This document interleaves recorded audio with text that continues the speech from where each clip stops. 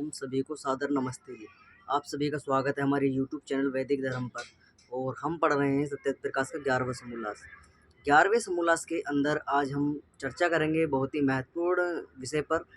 विषय है जाति व्यवस्था को लेकर, कि जाति के विषय में जो लोगों की धारणाएं बनी हुई हैं कि जातियों जो जो जातियां हैं वो ईश्वर के द्वारा बनाई गई हैं और ईश्वर के द्वारा ही उनके भेद किया गया है।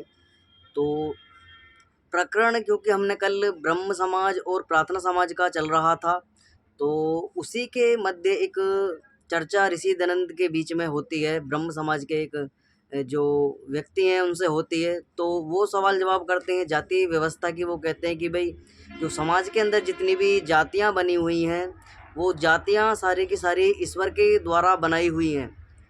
तो इस प्रकार का वो दृष्टांत उनके बीच में होता है। ऋषि दयानंद से वो सारी बातें वो होती हैं, और ऋषि दयानंद किस प्रकार से अपने वैदिक शैली में उनको जवाब देते हैं कि भाई जो तुम जाति व्यवस्था तुम मानते हो, जाति व्यवस्था तुम कौन सी वाली जाति व्यवस्था को मानते हो।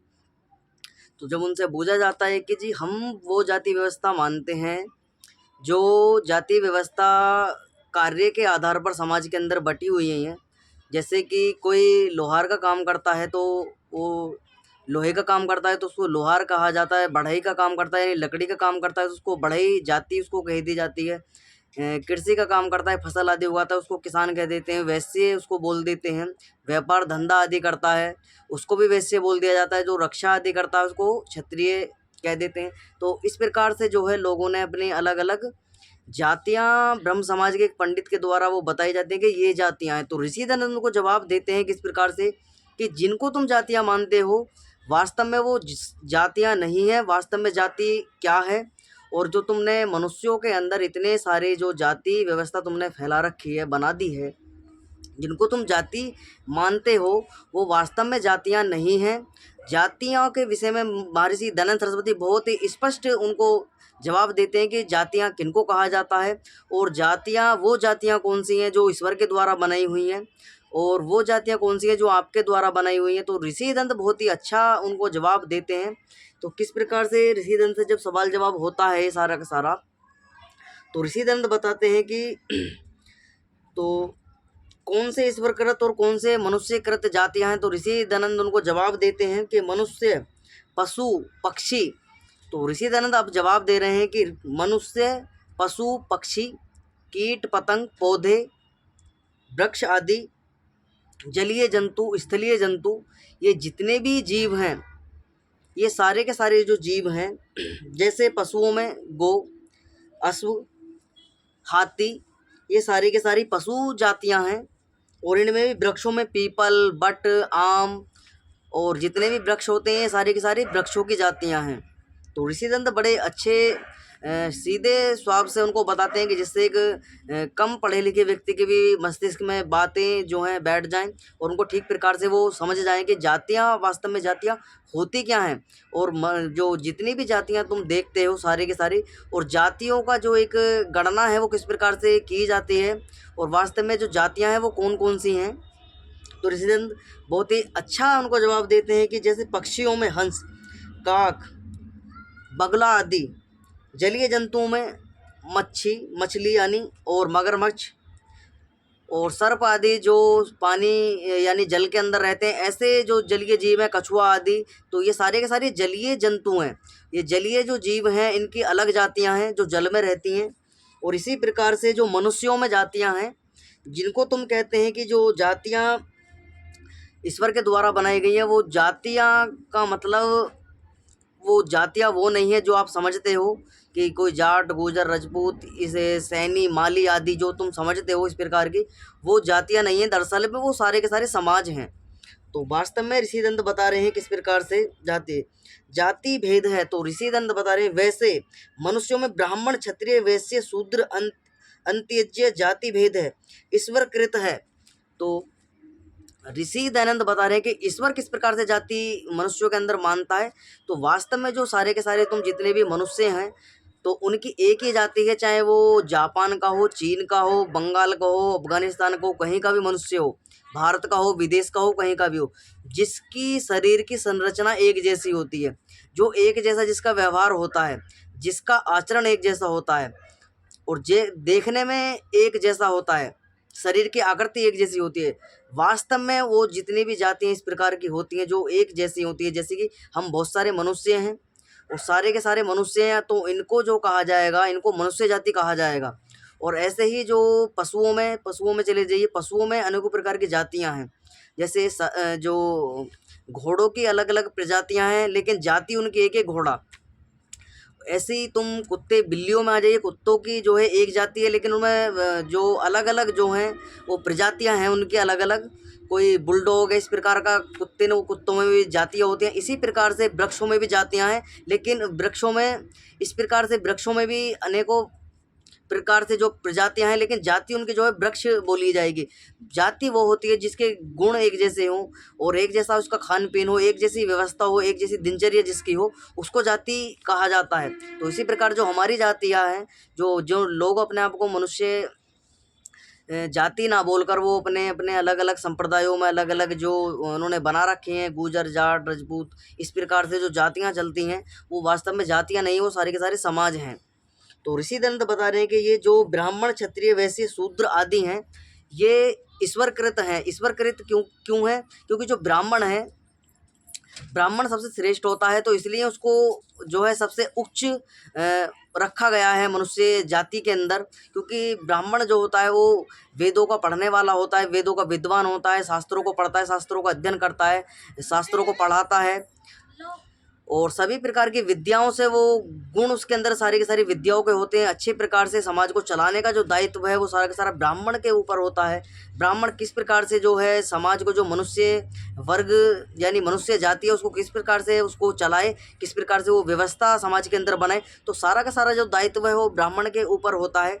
इसी प्रकार से दूसरी वर्ण व्यवस्था में हम जान लेते हैं। वर्ण व्यवस्था में जो दूसरे जो प्रकार है, जो दूसरा वर्ण है, वो क्षत्रिय वर्ण। क्षत्रिय वर्ण के ऊपर भी सारे के सारे समाज की जिम्मेवारी होती है।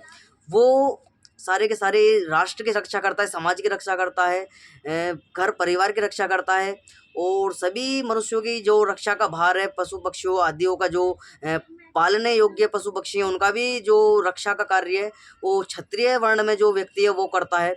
तो इस प्रकार से ऋषि दंत ने उनको समझाया कि भाई ये जो है सारे के सारे वर्ण हैं। तो वास्तव में जो ईश्वर ने बनाई वो वर्ण व्यवस्था ईश्वर ने बनाई है, जाति व्यवस्था भी ईश्वर ने बनाई है, लेकिन जातियाँ जो बनाई हैं वो इस प्रकार की नहीं है जिस प्रकार के आप मानते हैं। तो ऋषि दंत बताते हैं कि भाई जो जंतु हैं, जंतुओं में जो पशुओं में अनेकों प्रकार की प्रजातियां होती हैं, तो वास्तव में जो उनकी जाति जो गिनी जाएगी वो पशु जाति गिनी जाएगी। ऐसे मनुष्यों में भी अलग अलग मौसम के आधार पर या जो पर्यावरण के आधार, जो पर्यावरण का स्वरूप है उसके आधार पर अलग अलग लोग होते हैं, अलग अलग उनकी शक्ल होती है, अलग अलग वेशभूषा उनकी होती है, कि कोई काला होता है, कोई गोरा होता है। इस प्रकार से मनुष्यों में भी अलग अलग क्लाइमेट के आधार पर जो है रंग रूप में चेंज है, लेकिन वास्तव में सारी की सारी जो जातियां हैं वो मनुष्य ही गिने जाएंगे, मनुष्य जातियों में ही वो काउंट किए जाएंगे। इसी प्रकार जो पक्षी हैं, पक्षियों में अनेकों प्रकार के पक्षी आते हैं, तो उनमें बाज जिसको कहते हैं, चील कहते हैं, कौवा कहते हैं, चिड़िया आदि, तोता, और ये जितने भी हैं सारी की सारी ये पक्षी जाति में गिने जाएंगे, और ये सारी की सारी अलग अलग प्रजातियाँ इनकी हैं।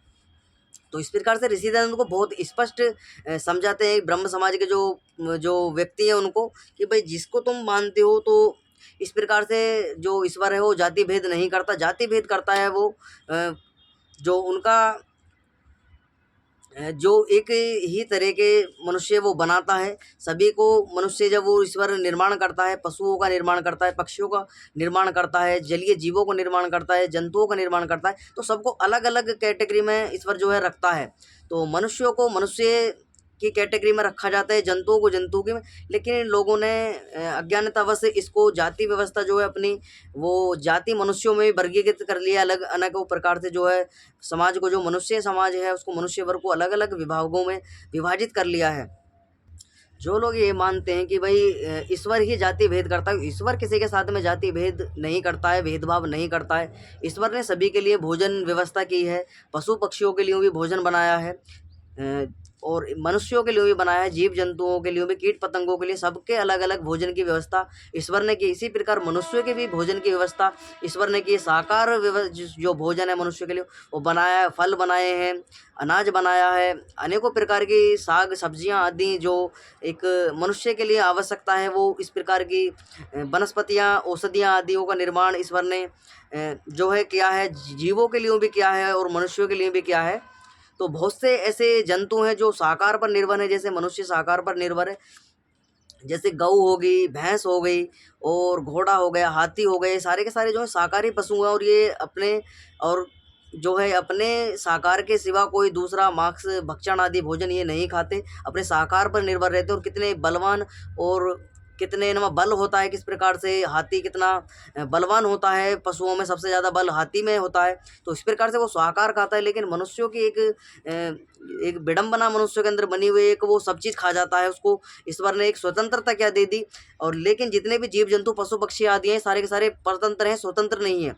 तो ये ईश्वर के अधीनित हैं, ईश्वर के आश्रित हैं। ईश्वर ने इनको जो इनके जन्म से ही वो ज्ञान इनको दे दिया जाता है। जन्म के जब ये अपने माता यानी अपनी योनियों में जब गर्भ में होते हैं तो ईश्वर जो है इनको अपने वहीं इनको जो है ज्ञान दे दिया जाता है, इनको खाने पीने का, बच्चे आदि पैदा करने का, इस प्रकार का ज्ञान इनको स्वाभाविक ज्ञान जो है ईश्वर के द्वारा दे दिया जाता है। लेकिन मनुष्य को जो ज्ञान मिलता है वो सारा का सारा यहाँ सीखना पड़ता है। कुछ ऐसा ज्ञान होता है जो अपना कर्म के आधार पर वो संचित कर्म जो है उनको वो मुक्ति काल तक वो उसके साथ में संचित होते रहते हैं। तो इसी प्रकार से जो मनुष्य योनि में जन्म होता है आत्मा का, तो उसको अनेकों प्रकार से जो है अपने जो आचरण है, व्यवहार है, पढ़ाई लिखाई, शास्त्रों का अध्ययन आदि, वो सारी की सारी व्यवस्था यहाँ पर जो है सीखनी पड़ती है, उसको अभ्यास करना पड़ता है। लेकिन ये जो सारे के सारे जीव हैं, जंतु हैं, पशु पक्षी आदि हैं, ये सारे के सारे परतंत्र हैं, स्वतंत्र नहीं है। ये बंधे हुए हैं अपने नियम में, और जो नियम ईश्वर ने लागू कर दिया उसी में ये है। जैसे बाघ, चीता आदि, गीदड़ आदि जो हैं, जो लोमड़ी आदियाँ हैं, सारे के सारे मांस भी खाते हैं और ये अपने व्यवस्था में, अपने नियम में ही मांस ही खाते हैं, शाकाहार नहीं खाते हैं। ये सारे के सारे जो चीते, भालू, ये शेर आदि हैं, ये मांस खाते हैं। कुछ इनमें ऐसे हैं जो शाकाहार को भी अपना लेते हैं, लेकिन बहुत से ऐसे हैं, शेर, चीता, बाघ, लकड़बग्गा, भेड़िया आदि, ये सारे के सारे मांस को ही खाते हैं।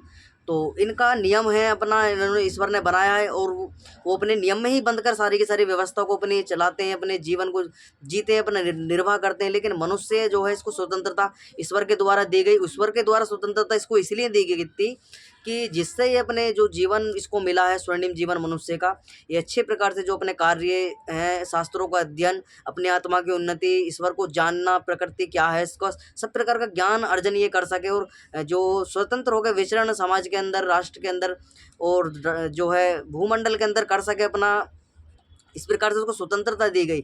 लेकिन स्वतंत्रता का फायदा मनुष्य इतना उठाता है कि वह दूसरे पशु पक्षी आदि जीव जंतुओं का और मनुष्य आदियों का हानि करने से भी उसको संकोच नहीं होता है, वो सबको हानियाँ कर देता है। अंडे, मांस, मदिरा आदि सब उसको सब चाट जाता है, सबको खा जाता है। और किसी प्रकार का जो है अगर उनको समझाने का प्रयास भी कि विद्वानों के द्वारा किया जाए तो वो तर्क देते हैं कि जी इनको नहीं खाएंगे तो ये बढ़ जाएंगे, इनकी आबादी। अब इनसे ये बोलना चाहिए मनुष्य को, अगर मनुष्यों की आबादी बढ़ रही है तो मनुष्यों को भी खा लेना चाहिए मारकर, क्योंकि उनकी भी आबादी बढ़ रही है दिन पर दिन। सबसे ज़्यादा आबादी आप संसार के अंदर देखोगे तो मनुष्यों की अधिकतर तुम्हें देखने को मिलेगी। तो ये तर्क सर्वथा निषेध है, इसका दयानंद सरस्वती खंडन करते हैं। तो जितने भी लोग चैनल से जुड़े हुए, चैनल को सब्सक्राइब कर लें, वीडियो को लाइक कर दें, किसी प्रकार की शंका कमेंट बॉक्स में लिख दीजिए। तो ऋषि दंत से जब पूछा गया तो ऋषि दंत बहुत अच्छे तर्कशील व्यक्ति हैं, ऋषि हैं। उन्होंने अच्छे प्रकार से लोगों को समझाया कि भाई ये जाति व्यवस्था जो समाज के अंदर देखते हो, ये जाति व्यवस्था नहीं है, वास्तव में ये एक जो है धब्बा है, कलंक है। मनुष्यों को तुम जो वर्गीकृत कर दिया है तुमने, वास्तव में जो ईश्वर ने बनाई थी वो वर्ण व्यवस्था बनाई थी। और वर्णों के ना तुम वर्ण व्यवस्था के आधार पर चलने की जो तुमने छिन्न भिन्न वर्ण व्यवस्था को कर दिया है। इस प्रकार से जो जो तुम भेद करने लग गए हो मनुष्यों के अंदर, उनके गुण कर्म स्वभाव के आधार पर तुम उनको जो है समाज के अंदर जो महत्वता है उनको नहीं दी जाती है। दलित को संविधान के अंदर जो संविधान की दुहाई देते हैं लोग, वो दरअसल में कहते हैं जी हम तो शूद्र हैं, जी हम तो दलित हैं। तो वास्तव में उनसे बोलना चाहिए कि भाई दलित और शूद्र का जो ठप्पा तुम लेके फिरते हो वो वास्तव में तुम्हें सरकार ही देती है, और सरकार को तुम खुद चिल्ला चिल्ला के उसका जो है सर्टिफिकेट को ले लेकर तुम खुद बताते हो कि हम तो दलित हैं, शूद्र हैं। लेकिन वर्ण व्यवस्था के अंदर क्या है कि वर्ण व्यवस्था में जो ईश्वर ने वर्ण व्यवस्था बनाई थी वो गुण कर्म स्वभाव के आधार पर हर व्यक्ति जो है अपने उच्च वर्ण को प्राप्त हो सकता था। शूद्र भी ब्राह्मण बन सकता था, शूद्र भी वैश्य बन सकता था, शूद्र भी जो है क्षत्रिय बन सकता था। ऐसी सब तरीके की स्वतंत्रता ईश्वर के द्वारा दी गई थी मनुष्यों को। लेकिन मध्यकाल में क्या हुआ, प्राचीन काल में सारी की सारी व्यवस्था चलती थी। श्री कृष्णचंद्र जी के महाभारत काल के समय चलती थी, रामायण काल के समय भी ये थी। और जब ब्रह्मा जी का समय था, जब सृष्टि की उत्पत्ति हुई थी, तो प्रथम जिन्होंने वेद पढ़े थे महर्षि ब्रह्मा जी ने, उनके समय में भी ये सारी की सारी वर्ण व्यवस्था चलती थी। मनुष्य जो मनु महाराज हुए हैं उन्होंने जो है तो अपनी वर्ण व्यवस्था में इस प्रकार का जो प्राचीन काल में था वो पूरी की पूरी सृष्टि के आदि से वर्ण व्यवस्था चली आ रही थी। प्राचीन काल तक वो चली, महाभारत काल तक चलती थी। लेकिन मध्यकाल में जो व्यवस्था बिगड़ी पौराणिक लोगों के द्वारा अज्ञानता के कारण, जब वेदों के विद्वान नहीं रहे तो लोगों ने अपने जैसे मत उनका मस्तिष्क में आया वैसे वैसे मत पंथ संप्रदाय चलाने प्रारंभ कर दिए, और इस प्रकार का जाति भेद मनुष्यों के अंदर ही होना प्रारंभ हो गया। तो प्राचीन काल में देखा जाए तो योग्यता के आधार पर हर व्यक्ति ब्राह्मण बन सकता था, योग्यता के आधार पर ही क्षत्रिय बनता था, वैश्य बनता था। और जो शूद्र वर्ण निकलता था इन तीनों के तीनों वर्णों में से ही निकलता था। वो क्यों निकलता था? क्योंकि उसको मौका दिया जाता था, गुरुकुलों में आचार्य के पास भेजा जाता था पढ़ने के लिए कि भाई सब, क्योंकि राज्य व्यवस्था जब चलती थी, अब लोकतंत्र चलता है और राज्य व्यवस्था नहीं चलती, राजा की व्यवस्था नहीं चलती है राष्ट्र के अंदर। तो प्राचीन काल में क्या नियम था कि माँ बाप जो माता पिता होते थे उनको राजा के द्वारा एक सूचना दे दी जाती थी राज्य के अंदर कि भी कोई भी बालक अशिक्षित राज्य के अंदर नहीं रहना चाहिए, अनपढ़ मूर्ख बालक नहीं रहना चाहिए राज्य के अंदर। तो माता पिता का दायित्व राजा के द्वारा चर्चा कर दी जाती थी। एक जो है नोटिस उसको कह सकते हैं, एक पत्र जारी कर दिया जाता था, क्योंकि नियम था प्राचीन काल से ही चला हुआ आ रहा है। तो क्योंकि जब सृष्टि हुई थी तो सृष्टि के प्रारंभ से ही ये सारी की सारी वर्ण व्यवस्था चली हुई आ रही थी। तो राजा का दायित्व होता था कि उसके राज्य के अंदर ना तो कोई अनपढ़ हो, ना मूर्ख हो, ना दरिद्र हो, ना भिखारी हो, और ना रोगी ग्रस्त कोई किस प्रकार के जो है एक दरिद्रता मनुष्य के अंदर कोई ना हो, समाज के अंदर, राष्ट्र के अंदर या अपने राज्य के अंदर किस प्रकार की व्यवस्था होनी चाहिए। तो जो माता पिता होते थे उनको अपने बच्चों को जो है गुरुकुलों में भेज देते आचार्य के पास। 7 या 8 साल का जब बालक हो जाता था, इतने तो अपने घर में ही शिक्षा उसको दी जाती थी। जब वो 8-7 साल का बालक हो जाता था तो उसको आचार्य के पास यानी आचार्य के कुल में भेज देते थे, गुरुकुल में यानी गुरु के कुल में उसको भेज देते थे। जो गुरुकुल के अंदर बालक जाते थे, पढ़ते थे, लिखते थे, अपने वर्णों का जो चयन होता था वो आचार्य के द्वारा ही गुरुकुलों में चयन होता था वर्ण व्यवस्था का। तो वास्तव में जो वर्ण व्यवस्था बनती थी वो गुरुकुलों के अंदर जब बालक पढ़ने जाते थे तो उनके गुण कर्म स्वभाव को देखकर जो उन्होंने अध्ययन किया, किस प्रकार की शिक्षा उन्होंने आचार्य के कुल में जो रहकर शिक्षा प्राप्त की थी, उसी के आधार पर उनको एक वर्ण उनका चयन कराया जाता था आचार्य के द्वारा कि भाई इसके अंदर जो योग्यता है वो शास्त्रों को पढ़ने की है, यज्ञ करने की है, हवन करने के, वेद पढ़ने की है, वेद पढ़ाने की है, दान देने के, दान लेने के, इस प्रकार के 6-7 जो गुण होते थे। वो ब्राह्मण प्रवृत्ति का जो व्यक्ति होता था, मनुष्य या बालक जो गुरुकुल के अंदर पढ़ता था, उसको आचार्य के द्वारा एक नियुक्ति, उसको पदवी आप कह सकते हैं, वो एक पद उसको दे दिया जाता था कि भाई ये ब्राह्मण वर्ण में आज से शिक्षित दीक्षित रहेगा, और इसका कुल आज से जो है, चाहे किसी भी कुल में हुआ, चाहे शूद्र का बालक था, चाहे ब्राह्मण का था, या चाहे क्षत्रिय का था, चाहे वैश्य का था, लेकिन वास्तव में जो नया शिक्षा प्राप्त करी है यहाँ 25 वर्ष तक अपने गुरुकुल के अंदर रहकर अपना अध्ययन जो किया है इसने, जो सबसे ज़्यादा जो इसके अंदर गुण देखे गए वो ब्राह्मण प्रवृत्ति के हैं, और ब्राह्मण कार्यों में करने में ये बहुत ही कुशल है। तो इसको आज से जो इसका वर्ण जो है ब्राह्मण वर्ण इसको दे दिया जाता है। तो और जो ब्राह्मण वर्ण धारण करने के बाद वो बालक अपने घर जाता था, एक छूट और दी जाती थी कि वो अपने ब्राह्मण कुल को धारण करने के बाद में वो ब्राह्मण कुल में ही बालक जाता था, वो क्षत्रिय कुल में नहीं जाता था। तो वो क्योंकि वर्ण उसका चयन हो जाता था, और जब वहाँ से ही सारे के सारे वर्ण व्यवस्था जो है माता पिता का जन्म देने का अधिकार था, पालन पोषण कर लिया, लेकिन वर्णों का जो चयन करवाता था वो आचार्य करवाता था, राजा करवाता था। विद्वान लोगों का दायित्व होता था कि किसको किस वर्ण में भेजा जाए। तो योग्यता के आधार पर वो सारी की सारी व्यवस्था होती थी प्राचीन काल में। लेकिन मध्यकाल में इन्होंने गुरु गृहडम्ब चलाकर ये सारे के सारे पौराणिकों ने, मत पंथ संप्रदाय चलाने वाले अज्ञानी मूर्ख व्यक्तियों ने सारी के सारी वर्ण व्यवस्था को छिन्न भिन्न कर दिया, और समाज को जो है जो नीचा था वो नीचा का नीचा ही रह गया। जो सारी के सारी तुम देखते हो समाज के अंदर जो लोगों को देखते हो कि जो ज़्यादा गरीब से गरीब है वो गरीब का गरीब ही रहता है, कभी ऊपर उठने का या पढ़ने लिखने का उसको अधिकार प्राचीन काल में भी इन्होंने छीन लिया था। वेद आदि पढ़ने के लिए वो मना करते थे पौराणिक पंडे आदि कि हम वेद नहीं पढ़ाएंगे। तो उस कारण जो धारणा समाज के अंदर लोगों की बन गई, जो अपने आप को शूद्र मानते थे वो उनका विरोध करना इन्होंने प्रारंभ कर दिया, भाई ये हमारे साथ में छुआछूत करते हैं, भेदभाव करते हैं। तो इस प्रकार की जो प्रवृत्ति बनी वो प्राचीन काल में नहीं थी, मध्यकाल में सारे का सारा पाखंड जो है पनपा।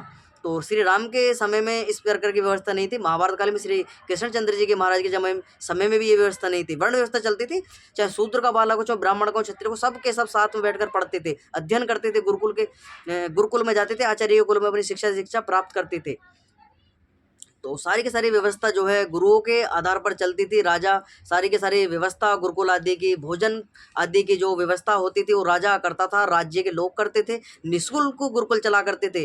लेकिन वर्तमान में देखा जाए तो अपने बालकों को कोई गुरुकुलों के अंदर पढ़ाने को तैयार नहीं है, विद्वानों का सत्संग आदि में ले जाने के तैयार नहीं है, विद्वानों को सत्कार कराने के लिए तैयार नहीं है, स्कूलों में भेजते हैं। स्कूल का मतलब जब अंग्रेज यहाँ पर भारत में आए तो उन्होंने देखा कि भारत के अंदर तो गुरुकुल चलते हैं, गुरु परंपरा चलती है, गुरु शिष्य परंपरा चलती है। तो उन्होंने जो है यहाँ का जो पाठ्यक्रम था, हमारा आर्ष ग्रंथों का पाठ्यक्रम, वैदिक संस्कृति को पढ़ने का, जो वेद दर्शन उपनिषद और ब्राह्मण ग्रंथ जो पढ़ते थे हमारे भारत के लोग, उन्होंने आकर सबसे पहले जो है हमारे शिक्षा व्यवस्था को नष्ट किया। शिक्षा व्यवस्था को नष्ट करने के बाद में अपना निजी पाठ्यक्रम उन्होंने इंग्लिश का पाठ्यक्रम बनाया, और पाठ्यक्रम बनाने के बाद में जो हमारा पाठ्यक्रम था उसको निकृष्ट उन्होंने कहना प्रारंभ कर दिया कि भाई तुम्हारे जो शास्त्रों के अंदर लिखा हुआ है किसी प्रकार का ज्ञान विज्ञान तुम्हारे शास्त्रों में नहीं है, तुम कुछ नहीं बन सकते, तुम विज्ञान को नहीं पढ़ते ठीक प्रकार से, विज्ञान तुम्हारा बेकार है, शास्त्रों में तुम्हारा किसी प्रकार की जो विज्ञानता नहीं है, तुम्हारे शास्त्र जो है बहुत किसी प्रकार के विज्ञान आदि जो तुम्हारे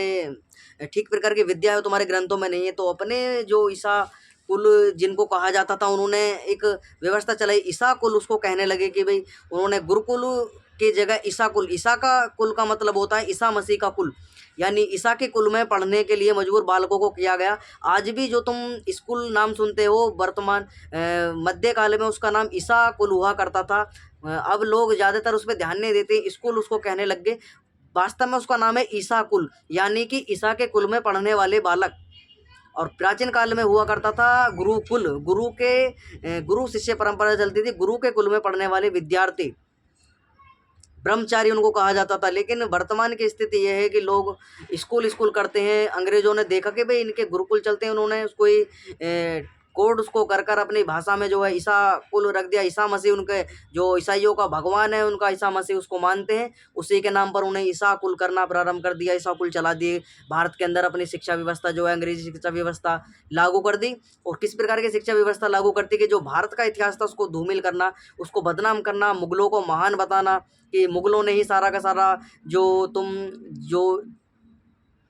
डेवलपमेंट भारत के अंदर देखते हो सारे के सारे ज्ञान विज्ञान ये मुगलों के द्वारा ऊंची ऊंची इमारतें बिल्डिंग आदि भवन आदि बनाए गए हैं, और अंग्रेजों के द्वारा सारी की सारी व्यवस्था दी गई। तुम्हारे जो महापुरुष थे, तुम्हारे ऋषि मुनि, वो मूर्ख थे, उन पे कुछ नहीं आता था। इस प्रकार के वो धारणा उन्होंने जो है थोप दी, और पढ़ा जबरदस्ती बालकों को पढ़ाया जाता है स्कूल के अंदर। अब मध्यकाल के जो तुम मिडिवल हिस्ट्री पढ़ोगे उसके अंदर पूरा का पूरा तुम्हें मुगल एम्पायर पढ़ने को मिलेगा, और आधुनिक काल में जो तुम पढ़ोगे तो सारा का सारा तुम्हें अंग्रेजियत पढ़ने को मिलेगी। और प्राचीन काल में तुम्हें दो चार एक आध चैप्टर ऐसा होगा जो, और उसमें भी जो वैदिक काल को पढ़ाया जाता है, प्राचीन परंपरा को, वैदिक हिस्ट्री का भी एक चैप्टर है, उसमें वैदिक हिस्ट्री पढ़ाई जाती है। तो उसके अंदर आर्यों को दिखाया जाता है कि भाई आर्य जो है विदेश से आए थे, उन्होंने आकर तो आक्रमण किया था, यहाँ के लोगों को जो है गुलाम बना लिया था, और आर्य जो हैं वो मध्य एशिया से आए थे, यूरेशिया से आए थे, बताना तमाम तरह के वो तर्क देते हैं। और सारा का सारा षड्यंत्र जो है आर्यों को बदनाम करने का उन मुगलों के द्वारा ईसाइयों के द्वारा चलाया गया, और सारे के सारे वामपंथ के द्वारा इतिहास लिखा गया। लेफ्टिस्टों के द्वारा, जो लेफ्टिज्म जिसको कहा जाता है, उनके द्वारा सारा का सारा इतिहास भारत का लिखा गया और भारत का जो इतिहास है उसको धूमिल करने का कार्य किया राजा महाराजाओं को, जो हमारे महापुरुष रहे हैं, महाराणा प्रताप हों, वीर शिवाजी हों, बप्पा रावल हों, जितने भी हमारे महापुरुष हुए हैं मध्यकाल के अंदर भी, इन सारे के सारे इनको पिटता हुआ, लुटता हुआ, भगता हुआ दिखाया गया है। जबकि इतने सूरवीर ये हुए नहीं के कारण मुगलों से इन्होंने लोहा लिया, मुगलों को खदेड़ा, यहाँ से भगाया उन्हें, तो उनका तो कहीं नाम इतिहास के अंदर दर्ज नहीं होता। उनको पिटता हुआ, लुटता हुआ, भागता हुआ दिखाया गया है किस प्रकार से, और मुगलों को दिखाया गया है कि अकबर बहुत महान था और वो सबका सम्मान करता था, उनने मंदिरों पर जजिया कर अभी हटा दिया था। इस प्रकार की धारणा जो है, मुगलों को प्रशंसा उनकी की जाती है। दिल्ली के अंदर चले जाइए, दिल्ली के अंदर अब इनसे ये पूछना चाहिए, मुगलों के बाप का देश था, मुगल कहाँ से आए थे?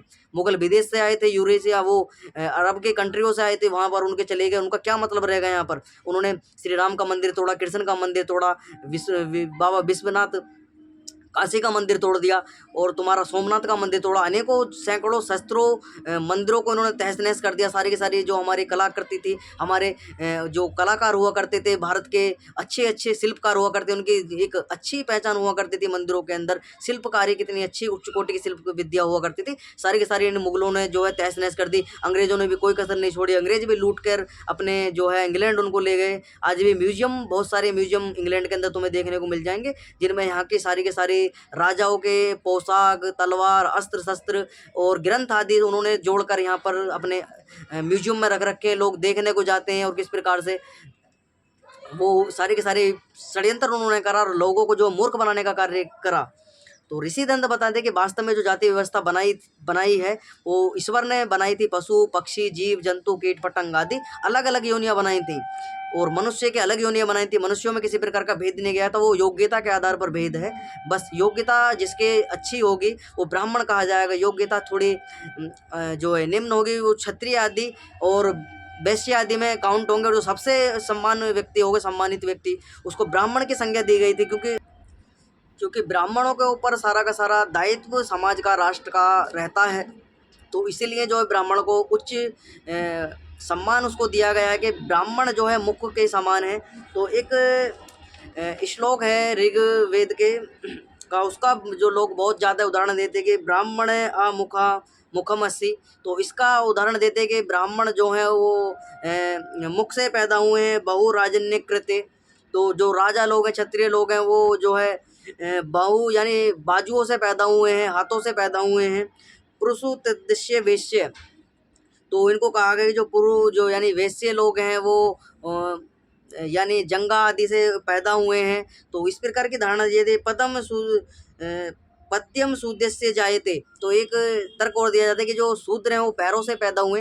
तो वास्तव में इनका जो मतलब है वो ये है कि जैसे शरीर के अंदर हमारा जो मुख है उसका बहुत ज़्यादा महत्वपूर्ण योगदान है, कि अगर हमारा मुख ना हो तो हम सारी की सारी गतिविधियाँ अपने शरीर के साथ में खान पीन, व्यवहार, आचार व्यवहार, किसी प्रकार का ज्ञान विज्ञान हम अर्जित नहीं कर सकते। तो इसलिए ही ऐसे ही ब्राह्मण जो है मनुष्यों में श्रेष्ठ है, उसको श्रेष्ठ की संज्ञा दी गई है, क्योंकि जो ब्राह्मण है, जो विद्वान है, जो विद्या अर्जन करता है, वेद आदि सत्य शास्त्रों को पढ़ता है, ईश्वर का ठीक ठीक प्रकार से उसको गुण कर्म स्वभाव के आधार पर ज्ञान है, और विद्या को ठीक प्रकार से पढ़ता है, पढ़ाता है, यज्ञ करता है, हवन करता है, विद्या पढ़ता है, पढ़ाता है।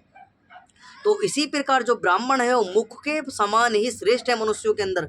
इसी प्रकार जो बहुराजन्य कृत्य जो राजा है, और राजा का दायित्व होता है प्रजा का पालन पोषण करना। किस प्रकार से जो समाज है उसको सुचारू रूप से एक व्यवस्था में चलाना उसका दायित्व है, कि किस प्रकार से प्रजा को चलाया जाए, राष्ट्र की उन्नति की जाए, राष्ट्र की रक्षा की जाए, प्रजा की रक्षा की जाए। और जो मनुष्य वर्ग है, पशु पक्षी, जो पशु आदि कृषि पर निर्भर रहने वाले ऐसे पशु हैं जिनका पालन पोषण किसानों के द्वारा किया जाता है, उनकी भी रक्षा जो है क्षत्रियों के हाथ में दी गई थी। तो इसीलिए जो है क्षत्रिय को श्रेष्ठ कहा गया है, कि क्षत्रिय भी श्रेष्ठ है। वो क्षत्रिय क्यों श्रेष्ठ है? क्योंकि वो रक्षा करता है सभी प्रकार से, सभी की रक्षा करता है। आपत्ति विपत्ति में जो है शत्रुओं से भी बचाता है। रोग आदि व्यवस्था, जो रोग आदि फैल जाते हैं उनके वेदों को बुलाकर उनके एक अच्छी प्रकार की जो चिकित्सा आदि वो करवाता है। और सारी की सारी व्यवस्था जो राजा संभालता है, अन्न आदि सारा का सारा धन संपत्ति आदि का भंडार वो अपनी प्रजा के लिए पूरा का पूरा जो एक व्यवस्था होती है सुचारू रूप से चलाने के लिए उसका ठीक प्रकार से निर्वाह करता है। इसलिए क्षत्रिय को भी श्रेष्ठ कहा गया है। क्षत्रिय बाजुओं के समान है, जैसे हमारा जो हाथ है ये हम कुछ भी कार्य करते हैं अपने शरीर के लिए या खाने पीने के लिए, किसी प्रकार का अर्जन लिखना आदि कुछ भी हमें कार्य करने हो, तो ये हमारे हाथ जो हैं ये हमारी बहुत महत्वपूर्ण भूमिका हमारे शरीर को शुद्ध करने के लिए हो, शरीर को चलाने के लिए ठीक प्रकार से जो है वो करते हैं। अगर हमारे शरीर के अंदर हाथ ना हो तो हम निकृष्ट हो जाएं और किसी प्रकार से दूषित हमारा शरीर हो जाए, हम किसी प्रकार की जो सफाई आदि अपने शरीर की नहीं कर पाएंगे। इसी प्रकार से जो हमारे अनेकों प्रकार के जो रक्षा है हम हाथों के द्वारा हम करते हैं, अपनी सफाई आदि करते हैं और भोजन व्यवस्था आदि भी हम करते हैं, भोजन आदि बनाते हैं, खाते हैं और ठीक प्रकार से जो विद्या आदि जो लेख आदि हम लिखते हैं उन हाथों का। तो इसीलिए क्षत्रिय को हाथों के समान जो एक संज्ञा दी गई है, भाई क्षत्रिय जो है एक भुजाओं के समान है कि भुजा का कार्य करते हैं, हमारी रक्षा का कार्य करते हैं। इसलिए इस मंत्र का वास्तव अर्थ ये है, जो लोग मानते हैं कि भाई शूद्र पैरों से पैदा हुए, क्षत्रिय जो है हाथों से पैदा हुए, तो मैं वास्तव में तुमको ये मंत्र की जो ठीक व्याख्या मैं आपको बता रहा हूँ।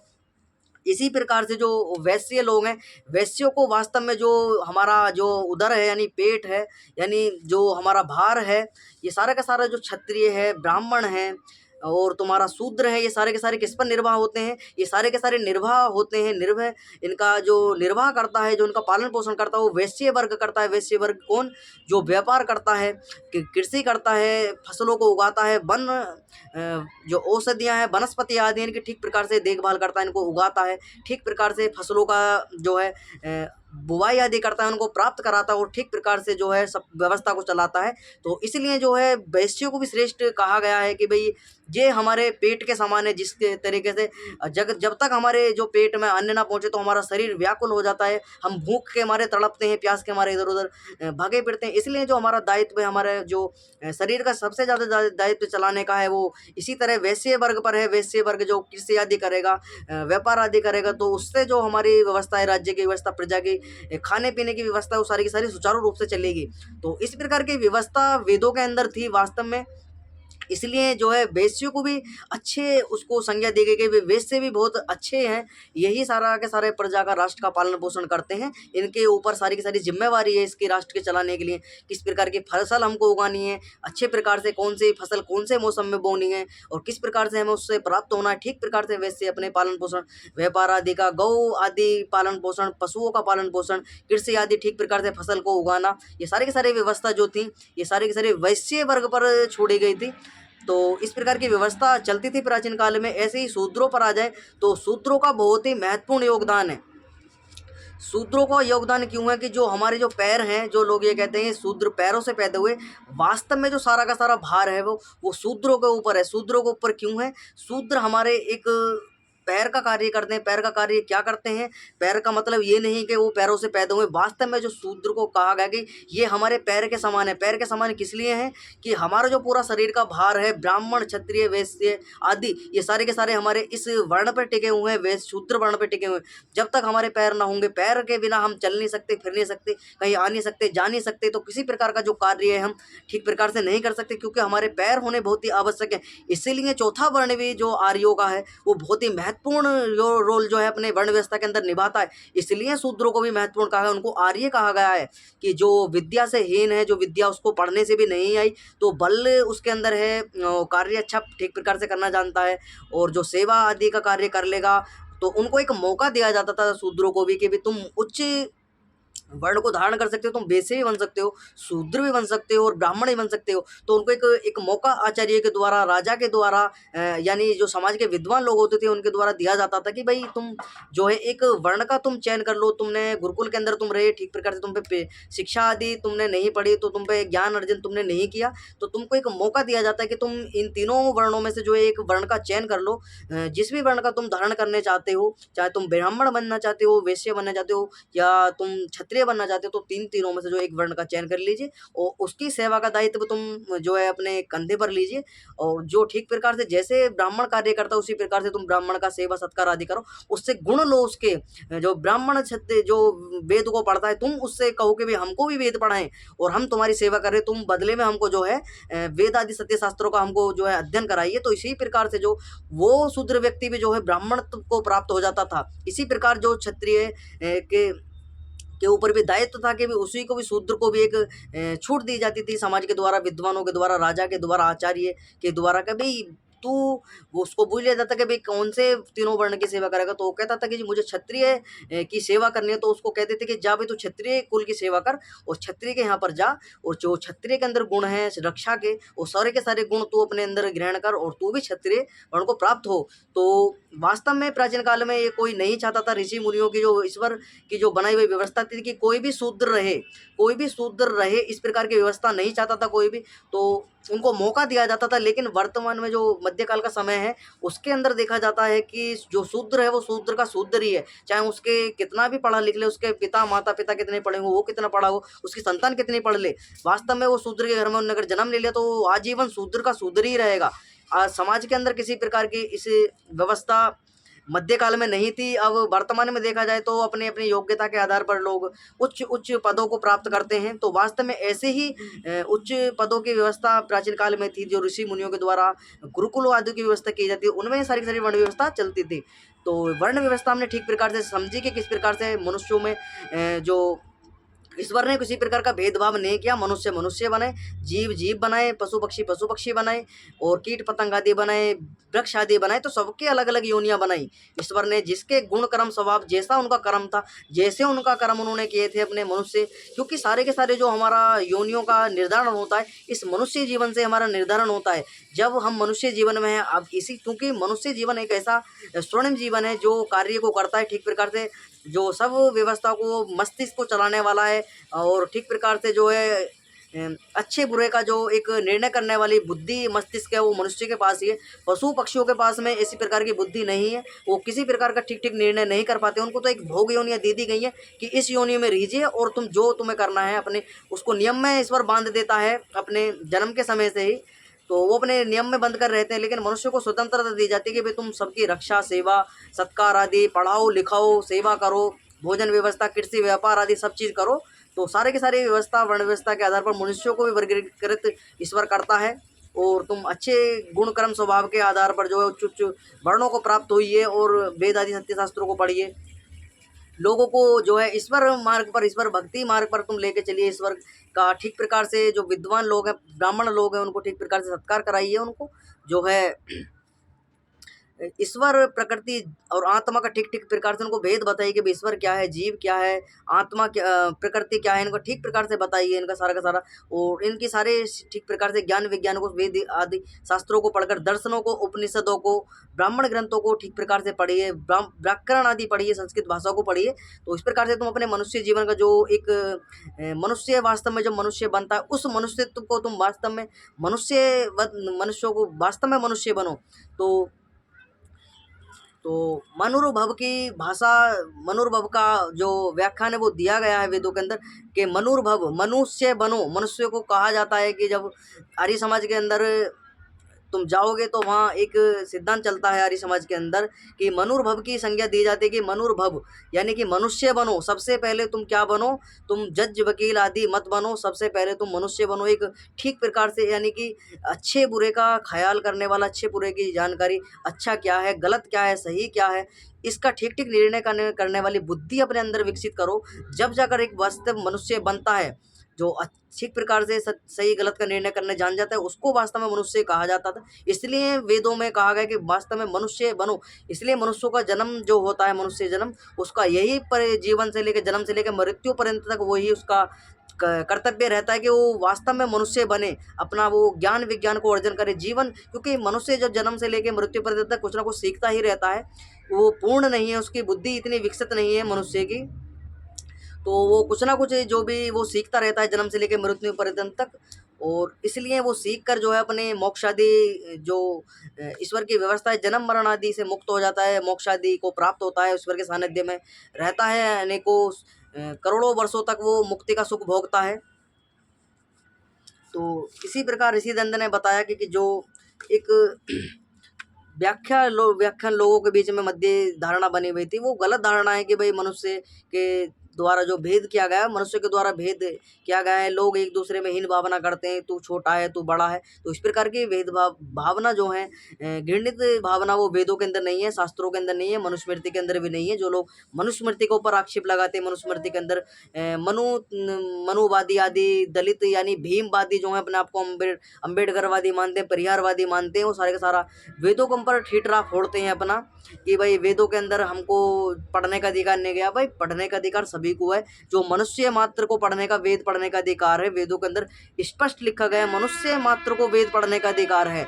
और ऋषि दयानंद ने जो है जब आर्य समाज की स्थापना की थी 1875 के अंदर, उन्होंने स्पष्ट कहा था कि जो शूद्र हैं उनको भी वेद पढ़ने का अधिकार है, महिलाओं को वेद पढ़ने का अधिकार है, जनेऊ धारण करने का अधिकार है, शास्त्रों को पढ़ने का अधिकार है। सब जो जितने भी मनुष्य हैं, चाहे आदिवासी हो, वनवासी हो, कुछ भी हो, दलित हो, शूद्र हो, जो भी हैं, सारे के सारे हैं तो मनुष्य, सब वेद पढ़ो, सब के सब ईश्वर के द्वारा जो दिया हुआ ज्ञान है उसको अर्जन करो, ठीक प्रकार से अपनी जो मनुष्य जीवन को ठीक प्रकार से सफल इसको बनाओ। तो जो लोग ये तर्क दिया गया था ब्रह्म समाजियों के द्वारा कि यूरोपियन देखो यूरोपियन लोग मुंडे जूते कोट पतलून पहनते हैं, होटल में सबके हाथ का खाते हैं, इसलिए अपनी बढ़ती करते जाते हैं। तो ऋषि दंड बताते हैं कि भाई ये तुम्हारी गलत फहमी है।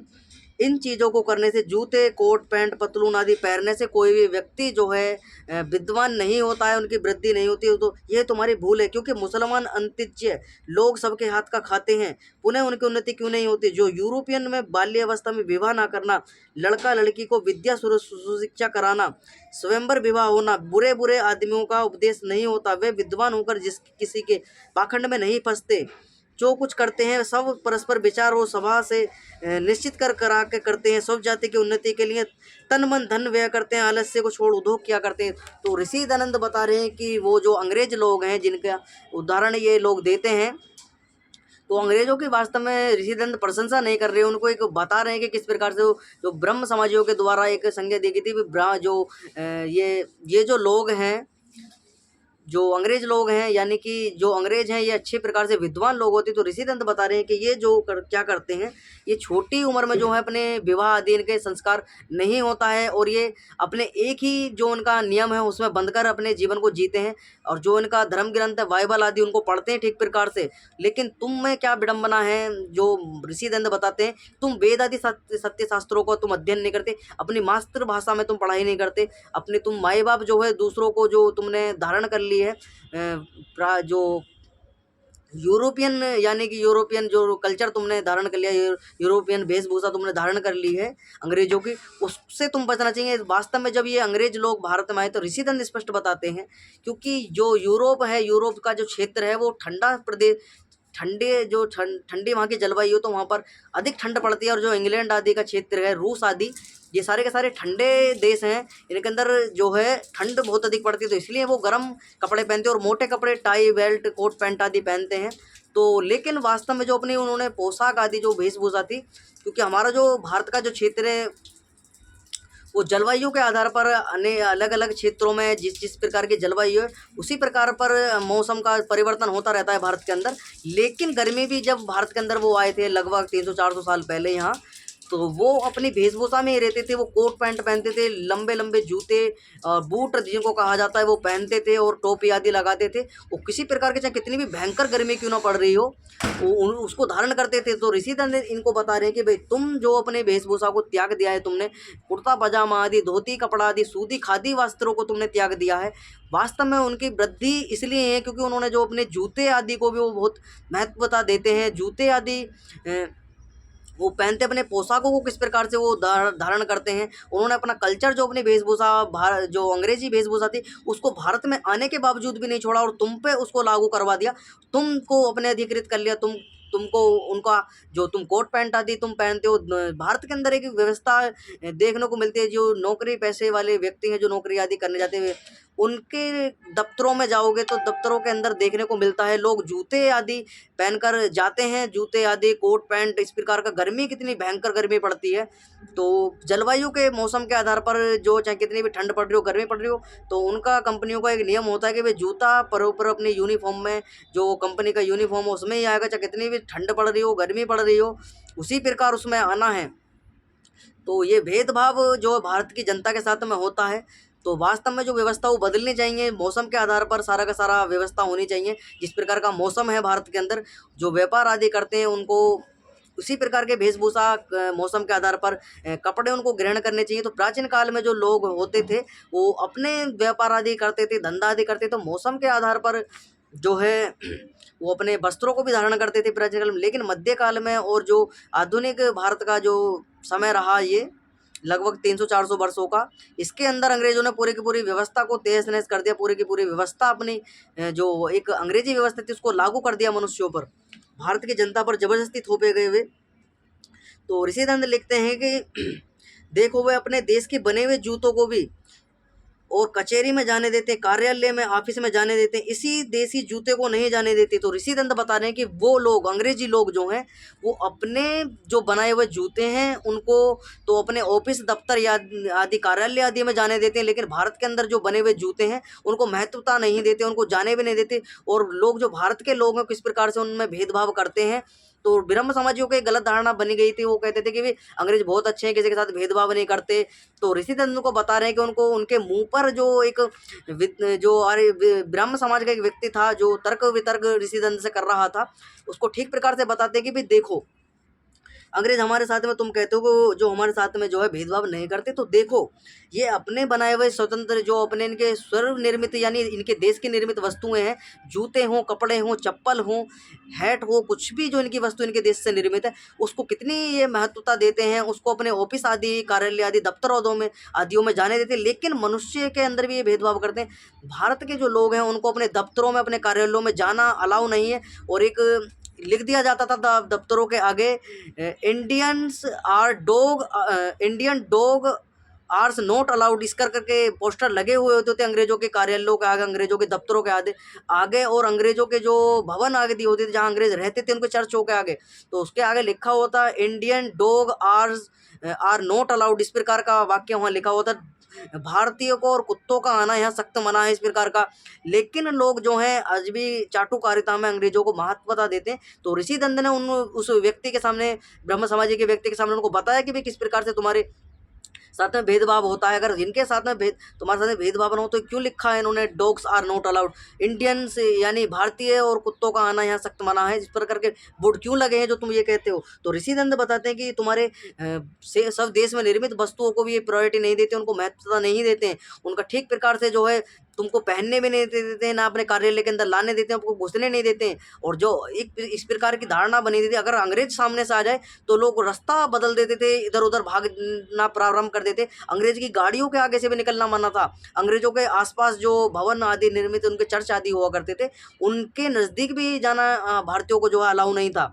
इस प्रकार की व्यवस्था इन्होंने बनाई थी। और एक इन्होंने प्रचार और वहाँ से ईसाइयत का करना प्रारंभ कर दिया। जब ये यहाँ पर आए तो इन्होंने जो है लोगों को जो ईसाई बनाना प्रारंभ कर दिया, लोगों को प्रलोभन दिया गया, जाति व्यवस्था, आपस में फूट करो, राजनीति जो फूट करो की राजनीति इन्होंने दी कि फूट करो, फूट डालो, राज करो, इस प्रकार की इन्होंने धारणा बनाई कि क्षत्रियों ने तुम पर अत्याचार किया, ब्राह्मणों ने तुम पर अत्याचार किया। वो जो निचले अपने आप को तबके के लोग मानते थे, दलित, शूद्र आदि, उनको इस प्रकार का पाठ इनके द्वारा पढ़ाया दिया जाता था। मनुस्मृति को जो प्रायोरिटी दी जाती, जो भारतीय संविधान जिसको कहा जाता था, भारत का संविधान, ये तो संविधान आज 50-60-70 साल पहले लागू हुआ है और ये भी हमारा पूर्णतः भारत का संविधान नहीं है। ये भी अनेकों प्रकार के जो देश हैं, अनेकों देशों से ठाटा कर उसको रखा गया है।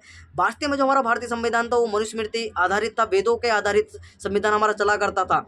तो उसको इन्होंने सबसे पहले आकर हमारी जो संविधान था यानी मनुस्मृति थी उसको बदला इन्होंने आकर, जो हमारा सबसे पहले आकर हमारे संविधान को ही खत्म कर दिया इन्होंने। क्योंकि ना इनका संविधान रहेगा, ना इनकी व्यवस्था रहेगी, ना इनका गुण कर्म स्वभाव के आधार पर जो ठीक ठीक प्रकार से व्यवस्था चली करती थी भारत के अंदर। सबसे पहले आकर इन्होंने हमारे वेदों के अंदर ट्रांसलेशन करा, वेदों के अंदर मिलावट करनी प्रारंभ कर दी। जो वेद अपने पास से इन्होंने छाप दिए थे, मनुस्मृति ग्रंथ आदि, जिसको अम्बेडकर आदि पढ़कर जो है वो बौद्ध बन गए थे, क्योंकि उन्होंने एक धारणा बन गई थी कि हमारे लिए, उन्होंने उसके अंदर लिखा गया था मैक्स मुलर के द्वारा कि दलित के अंदर शूद्रों का कोई पढ़ने का अधिकार नहीं है, दलित जो है वो उन पर अत्याचार किया गया है, शूद्रों पर अत्याचार किया गया है, आर्यों ने आकर जो उनको थोपा है, अपनी व्यवस्था उन पर जबरदस्ती लागू की। इस प्रकार की अनगिनत जो धारणा थी, गलत धारणा उनके मस्तिष्क में धारण कर दी गई। तो जब अम्बेडकर ने जो है वो पुस्तक पढ़ी मनुस्मृति, तो उन्होंने पाया कि भी दलितों के खिलाफ तो कितना उसमें षड्यंत्र लिखा हुआ है। तो उन्होंने एक योजना बनाकर जो है ऐसा माना जाता है इतिहास के अंदर कि कम से कम 10 लाख लोगों को जो है अपने साथ में, खुद तो बौद्ध बने, 8 9 10 लाख लोगों को भी साथ में अपने बौद्ध मत में जो है दीक्षित कर लिया, और उन्होंने कह दिया कि भाई मैं हिंदू पैदा हुआ था लेकिन वास्तव में हिंदू में मरूंगा नहीं। इस प्रकार का आप इंटरनेट पे भी सर्च करोगे तो आपको उदाहरण मिल जाएंगे। अंबेडकर के जो एक भाषण है वो मिल जाएगा कि मैं जो है वो हिंदू पैदा तो हुए लेकिन हिंदू मरूंगा नहीं। वो क्यों उनके दिमाग में ऐसे विचार है? क्योंकि उन्होंने जो अंग्रेजों के द्वारा षड्यंत्र कर दिया गया था और मनुस्मृति आदि शास्त्रों में मिलावट कर दी गई थी, उनको पढ़ने के कारण ही जो दलित लोग हैं आज भी मनुस्मृति का बहिष्कार करते हैं, मनुस्मृति को जलाते हैं।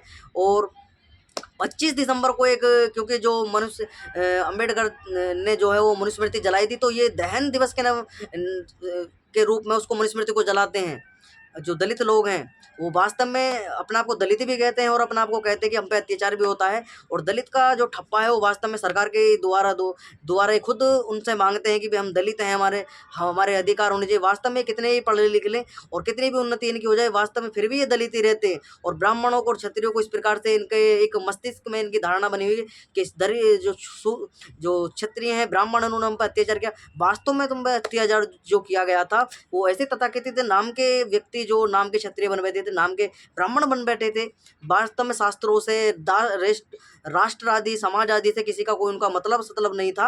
उन्होंने अपनी जो पालन पोषण, अपने व्यवहार, अपने ही आजीविका आदि चलाने के लिए तुम पर इस प्रकार के जो है नियम थोप दिए और अपने नियमों का आधार कर लिया। और तुमने जो है वास्तव में सच्चे ब्राह्मण थे, सच्चे क्षत्रिय थे, सच्चे वैश्य थे, जो तुम्हारा पालन पोषण तुम्हारा करते थे, उनका तिरस्कार करना तुमने प्रारंभ कर दिया। और किस प्रकार से तुम्हारी अधोगति होनी प्रारंभ हो गई, इस प्रकार से अपनी गलतियों के कारण ही तुमने वास्तव में विचार नहीं किया कि हम सच्चे जो अच्छे ब्राह्मण हैं, वेद सत्य शास्त्रों को पढ़ाते हैं, वो कौन है, और क्षत्रिय कौन है जो हमारी रक्षा करते हैं, जिनके कारण हमारा जीवन बचा हुआ है, जो हमारी राष्ट्र के लिए जो हमारे समर्पित हैं। हमारे अपने अपने बालकों को जो है 16-16, 15-15, 12-12 साल के बालकों को जो है युद्ध में भेज देते हैं, और जो मर गए हैं, युद्ध में कट गए हैं, वो तुम्हारी व्यवस्था को, तुम्हारे पीढ़ियों को बचाने के लिए उनको तुम लालछन लगाते हो कि हम पे अत्याचार किया। तो वास्तव में तुम पे अत्याचार जो क्या उन मूर्ख लोगों के द्वारा किया गया, जो तथाकथित नाम के ब्राह्मण थे, तथाकथित नाम के क्षत्रिय थे। वास्तव में जो अच्छे क्षत्रिय थे उन्होंने किसी प्रकार का किसी के साथ में शोषण नहीं किया, और राष्ट्र उनकी बदौलत ही आज बचा हुआ है, उन ब्राह्मणों की बदौलत ही आज हम वेद पढ़ रहे हैं,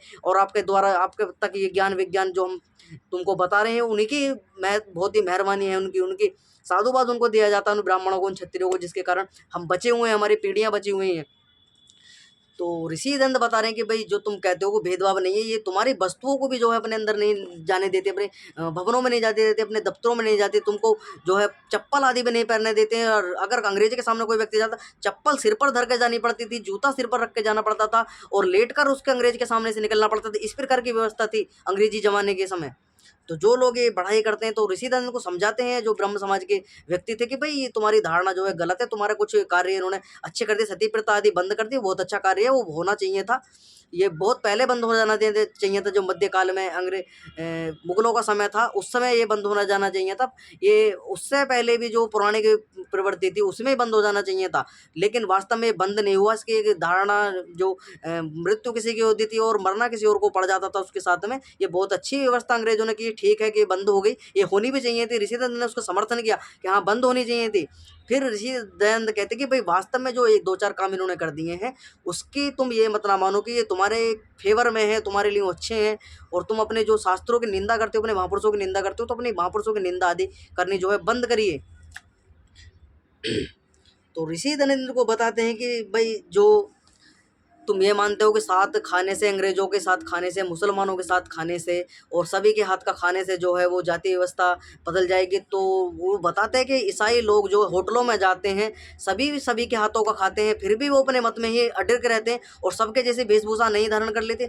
और तुम विदेशों में चले जाइए, यूरोप में चले जाइए, यूरोप के अंदर जाके देखोगे वहाँ अनेकों प्रकार से सब व्यवस्था उनके जो अन्य अलग अलग समाजों के लोग हैं वो बनाते हैं खाना पीना, लेकिन उनकी जो धारणा है वो खाना पीना तो खा लेंगे, लेकिन अपने मत में निडर उनका रहेगा। उनका मत जो रहेगा वो ईसाई मत, अपने चर्च आदि में जाएंगे, बाइबल आदि पढ़ेंगे, प्रार्थना आदि करेंगे, प्रेयर आदि करते हैं। तो ऋषि दयानंद बता रहे हैं कि जो ये तुम धारणा है, गलत धारणा तुम्हारे अंदर आएगी, उसको त्याज्य, उसको करो, उसका त्याग करो। अपने वास्तविक जो चरित्र है हमारा, महापुरुषों का चरित्र, श्री रामचंद्र जी का, हनुमान जी का, शिव जी का, इनका चरित्र को तुम देखो, उनसे इनके जीवन कितना उच्च कोटि का जीवन रहा महापुरुषों का हमारा, तो उसको धारण करने की ऋषि दयानंद उनको एक बताते हैं कि भाई उनको धारण करो, तो इनको तुम अंग्रेजी और मुगलों को जो इन्होंने जो आए हैं, ये जो तुम उदाहरण देते हो कि भाई इनके साथ खाने पीने से जो है जो जाति भेद खत्म होगा, तो जाति भेद इस प्रकार से नहीं खत्म होगा। जाति भेद जो खत्म होगा वो ऋषि दयानंद बताते हैं कि जाति भेद जो खत्म होगा वो जाति भेद खत्म होगा विद्या पढ़ने से, विद्या सत्य शास्त्रों का अध्ययन करने से, विद्वानों का संग करने से, शास्त्रों को अध्ययन करने से, तो महापुरुषों का आचरण को ठीक प्रकार से पढ़ने से, महाभारत आदि रामायण आदि जो हमारे इतिहास ग्रंथ हैं उनको पढ़ने से होगा।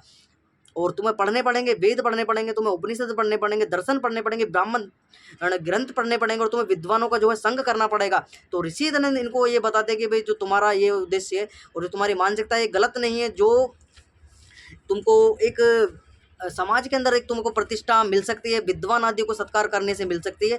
तो अगर समाज को तुम ठीक दिशा में ले जाओ, ठीक प्रकार से ज्ञान विज्ञान विद्या जो हमारे भारत की भूमि की रही है उसको ठीक प्रकार से तुम दो, विद्वान आदियों का सत्कार तुम करो, विद्वानों का संग तुम करो और उनको ठीक प्रकार से जो ज्ञान विज्ञान उनको दो, तो तब जाकर ये जाति भेद का जो एक गंदगी फैली हुई है समाज के अंदर वो मिट सकती है। अन्यथा ये साथ खाने से, साथ पीने से, साथ बैठने से, साथ उठने से, इस प्रकार से जो है वो कभी समाप्त नहीं हो सकती है। जो लोग आज भी वर्तमान में देखने को मिलता है, लोग मुसलमानों के साथ खाते हैं, ईसाइयों के साथ खाते हैं, उठते बैठते हैं और फिर भी उनके अंदर किसी प्रकार का जो है आचरण वो उसको धारण कर लेते हैं। वो कहते हैं कि मुसलमान बहुत अच्छे हैं, वो हमारे भाई हैं, और फिर उनका चारा बना लेते हैं किस प्रकार से। इसी प्रकार से ईसाइयों की प्रशंसा करते हैं वो लेफ्टिस्ट, वो वामपंथी लोग जो हैं कि भाई ये तो लड़ाने का कार्य करते हैं। लड़ाने का कार्य कोई नहीं करता है, लड़ाने का कार्य किसी ने नहीं किया है। जो समझाने का कार्य करता है, समझाने की बातें आपको बताता है, वास्तव में वो आपका दुश्मन हो जाता है। वो आपके जो है वो इस प्रकार से तुम उसको गलत धारणा अपने दिमाग में बना लेते हो। जो सत्य है वो सत्य है। तुम मुसलमान अपने मत में निश्चित है, वो अपने बाइबल वो अपने कुरान को मानता है, अपने मोहम्मद हजरत पैगंबर को ही प्रायोरिटी देता है। ईसाई अपनी बाइबल को मानते हैं, अपनी प्रायोरिटी देते हैं, ईसा मसीह को मानते हैं। यहूदी अपने जो है जिंदा अवस्था जो उनकी पुस्तक आदि है उसको मानते हैं अपने। इसी प्रकार जैन आदि भी सब अपने अपने मतों में अपने अपने मतों में जो उनको मतों को धारण कर लिए उनमें अडिग होकर वो अपने मतों का निर्वाह कर रहे हैं। लेकिन हिंदुओं में विडंबना ये है कि वो ना तो ठीक प्रकार से हिंदू बन पाते हैं, ठीक प्रकार से ना आर्य बन पाते हैं, और जो मतांतरण धर्मांतरण होता है वो सबसे ज़्यादा हिंदुओं का होता है। अज्ञानता के कारण होता है, अंधविश्वास के कारण होता है, मूर्खता के कारण होता है, पाखंडता के कारण होता है। कोई भी इनको बहका लाते क्योंकि ये शास्त्रों को नहीं पढ़ते, वेद आदि शास्त्रों को नहीं पढ़ते। ऋषि दंड ने इसीलिए बीड़ा उठाया था कि भाई हम वेद आदि सत्य शास्त्रों का जो है वो प्रचार प्रसार होना चाहिए। लोगों के बीच में बहुत गलत धारणा चली गई है को वो ईसाइयों के साथ, मुसलमानों के साथ खाने से जो है वो जाति भेद का वो समझ बैठे कि जाति भेद खत्म हो जाएगा। तो और लेकिन ऋषि दंत बताएं कि विद्या को पढ़ना पड़ेगा, विद्वानवादियों को संग करना पड़ेगा, शास्त्रों को पढ़ना पड़ेगा, पढ़ाना पड़ेगा। इस प्रकार की जब तुम अपने अंदर विद्या का प्रचार प्रसार, विद्या का पुंज अपने अंदर धारण करोगे, तब जाकर ये जाति भेद और जो इस प्रकार की दूषित मानसिकता है, तब जाकर वो राष्ट्र से समाप्त हो सकती है। तो आज हमने विस्तार से समझा, जो लोग ये उदाहरण देते हैं कि भी जाति क्या है और मनुष्य के बने हुए, ईश्वर के बने हुए, तो वास्तव में जो जातियां बनाई हुई जाती हैं और ईश्वर की बनाई हुई जाति में एक चीज़ और मैं आपको बता दूं, ईश्वर की बनाई हुई जाति में कोई तुम में से परिवर्तन कर नहीं सकता। चैलेंज है मेरा, कोई करके दिखा दो। ईश्वर ने मनुष्य बनाए, मनुष्य को तुम कुत्ता बना के दिखा दो, बिल्ली बना के दिखा दो, सूअर बना के दिखा दो, तुम बिल्कुल चेंज नहीं कर सकते। लेकिन तुमने एक उनके एक धारणा अपने बना ली, भाई ये तो मेहतर लोग हैं, सफाई का कार्य करते हैं, तो ये तो नीच हैं, और जो चमड़े आदि का कार्य करते हैं, चमरकार जिनको बोलते हैं, ये बहुत घृणित हैं। तो इस प्रकार की जो मानसिकता है वो तुम्हारी गलत मानसिकता है, उसको छोड़िए। इस प्रकार का दृष्टांत जो है समाज के अंदर नहीं होना चाहिए। ब्राह्मणों को तुम जो इस प्रकार का मानते हो, ब्राह्मणों में अत्याचार करते हो, इस प्रकार की धारणा गलत है। तो जाति भेद जो ईश्वर के बने हुए जातियों में कोई भेद नहीं कर सकता। कुत्ते को कोई सुअर नहीं बना सकता, सुअर को कुत्ता नहीं बना सकता, हाथी को कोई शेर नहीं बना सकता, शेर को कोई हाथी नहीं बना सकता। तो ये जाति व्यवस्था जो परमपिता परमात्मा की, इसमें कोई भेद नहीं कर सकता है। ये भेद करा हुआ है सारा का सारा मनुष्यों का करा हुआ है, और वो भी उनके अज्ञानता के, पाखंडता के, रूढ़िवादिता के कारण है। तो आज की कक्षा को यहीं विराम करेंगे और कल हम पढ़ेंगे कि ईश्वर के द्वारा वो दिया हुआ है जो ज्ञान है वो क्या है, वेद कितने पुराने हैं और हम वेद को ही क्यों माने कि ईश्वर के द्वारा दिया हुआ ज्ञान है। इस महत्वपूर्ण कक्षा पे हम कल चर्चा करेंगे। तो जितने भी लोग चैनल से जुड़े, चैनल को सब्सक्राइब कर लें, किसी भी प्रकार की शंका कमेंट बॉक्स में लिख दें, वीडियो को लाइक कर दें। आज की कक्षा को यहीं विराम करेंगे। ओम सम।